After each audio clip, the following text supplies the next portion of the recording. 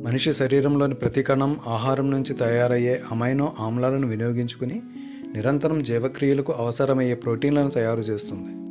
కానీ పోషకాహారలేమి, అనారోగ్యం, క్యాన్సర్ వంటి వ్యాధుల బారిన పడిన వారిలో కొన్ని రకాల అమైనో ఆమ్లాలకు కొరత ఏర్పడుతుంది. అలా జరిగినప్పుడు కణంలో ప్రోటీన్లను తయారు చేసే రైబోసోమ్ల పనితీరు మందగిస్తుంది. దీనివల్ల ప్రోటీన్ల ఉత్పత్తి అస్తవ్యస్తం అవుతుంది.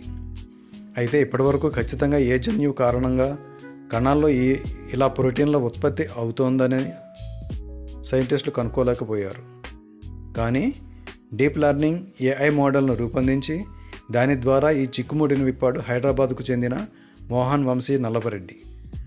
ట్రాన్స్లేషన్ బయాలజీలో అంతుచిక్కకుండా ఉన్న ఈ చిక్కుముడిని విప్పి ప్రపంచ స్థాయి సైంటిస్టులనే అబ్బురపరిచిన ఈ యంగ్ సైంటిస్ట్ వయసు నిండా 25 ఏళ్లకు మించలేదు.